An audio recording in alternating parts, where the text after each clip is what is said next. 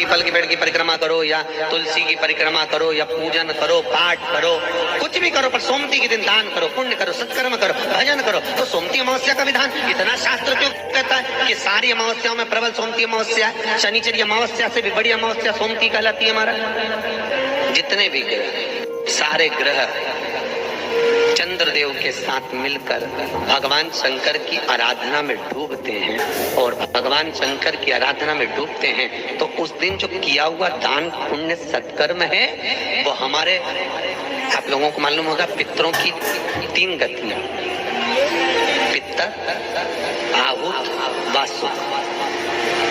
कितने? 3। गर्भ में जो चले गया आहूत, तुम्हारी अवस्था में गया, जिसकी शादी नहीं, पितर।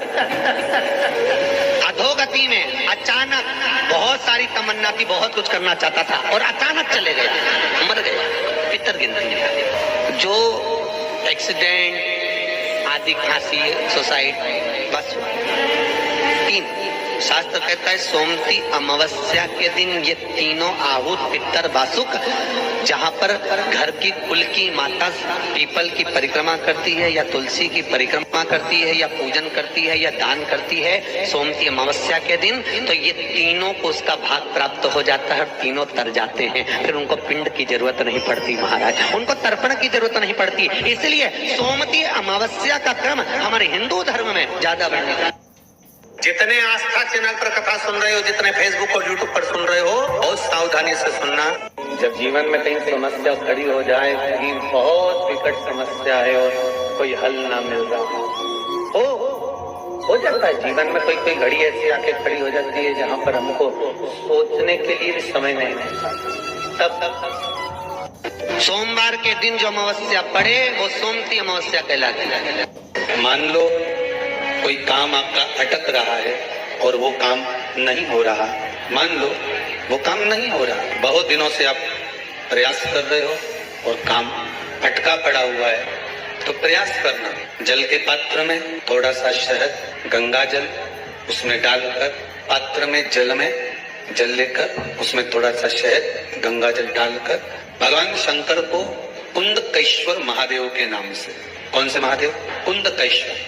कहते हैं बहुत बांधाओं में जब व्यक्ति पड़ जाता है, बहुत बांधाओं में जब व्यक्ति चला जाता है, कुछ ना कुछ समस्याओं में जब व्यक्ति फंसा रहता है, पड़ा रहता है, तो कुंदकेश्वर महादेव का स्मरण करना चाहिए। पड़ने वाली सोमती अमावस्या को मत छोड़ना।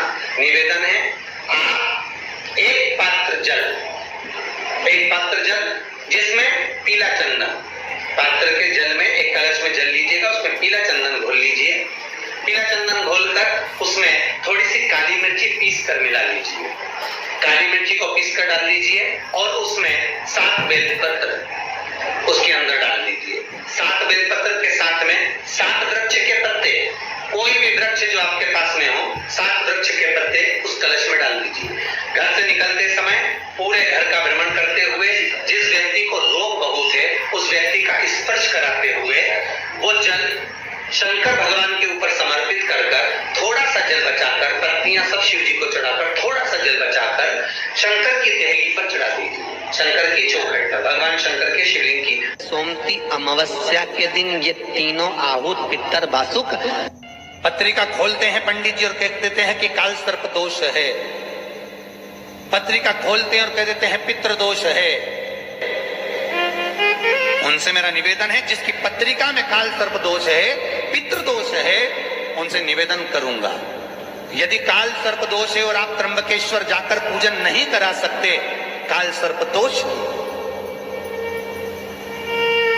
तो एक तांबे के कलश में शक्कर भर लो, उस पे चांदी के 2 नाग नागिन रख लो। रविवार के दिन सिर के पास में, जिस घर में सोते हो, पलंग पर सोते हो, उस पलंग के थोड़ी सी दूर पर उस कलश को रख लो। सोमवार को स्नान करो, सुबह जल्दी उठकर दोनों नाग नागिन की पूजन करो, घर में किसी से ज्यादा बात ना करो, स्नान कर कर पूजन कर कर थोड़ा सा कटोरी में कच्चा दूध लेकर उस नाग नागिन पर चढ़ाकर पूजन कर कर, सफेद फूल 2 चढ़ाकर उस कलश को ले जाओ और शंकर जी के शिवलिंग पर ऐसे अर्पण कर दो। कलश वापिस ले आओ, नाग नागिन शक्कर सब चढ़ा दो। वापिस घर पर आओ, घर पर आकर फिर एक बार स्नान करो। महाराज, कितना भी भारी काल सर्प दोष क्यों ना हो, पितृदोष कैसा भी हो, उसमें आराम लग जाता।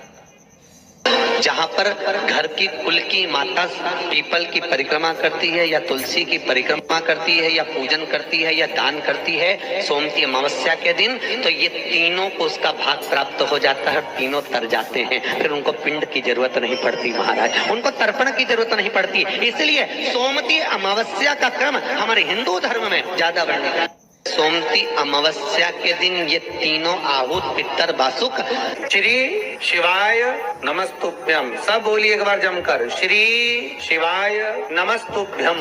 प्रैक्टिकल जरूर करना, कहीं सियोर वाला महाराज झूठ तो नहीं बोल रहा, शास्त्रों की बातें